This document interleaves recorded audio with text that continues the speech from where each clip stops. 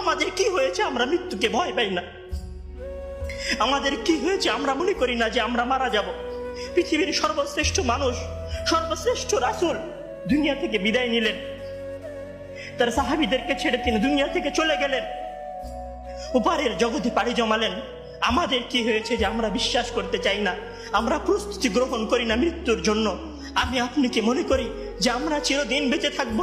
আমি আপনি কি মনে করি যে আমার গ্যারান্টি রয়েছে আমি সালাত আদায় করে আমার রুমে ফিরে যাব?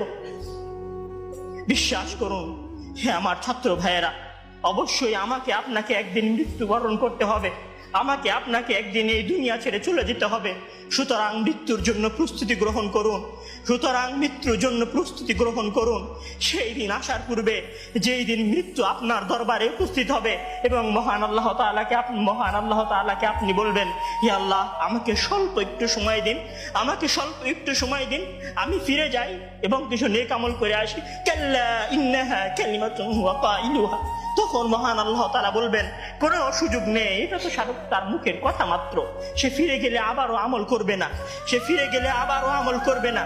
সম্মানিত ভাইয়েরা, সেই দিন আসার পূর্বেই প্রস্তুতি গ্রহণ করুন, সেই দিন আসার পূর্বেই প্রস্তুতি গ্রহণ করুন।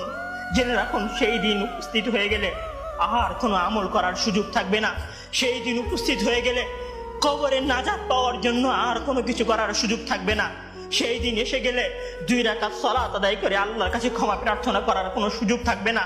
সেই দিন এসে গেলে রাতে জেগে 8 রাকাত তাহাজ্জুদ সালাত আদায় করার কোনো সুযোগ থাকবে না। এখনো সময় আছে।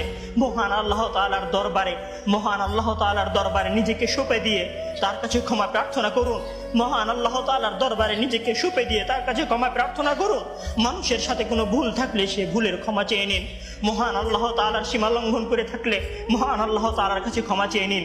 সেই দিন আসার পূর্বেই যদি সেই দিন এসে যায়, সেদিন আর কোনো লাভ হবে না, সেদিন বেঁচে থাকার আর কোনো সুযোগ হবে না, 1 সেকেন্ড সময় আপনাকে বেশি দেওয়া হবে না। সম্মানিত ছাত্র ভাইয়েরা, মৃত্যুর জন্য প্রস্তুত হন। মহান আল্লাহ তাআলা আমাদের সবাইকে মৃত্যুর জন্য প্রস্তুতি গ্রহণ করার তৌফিক দান করুন। আমিন।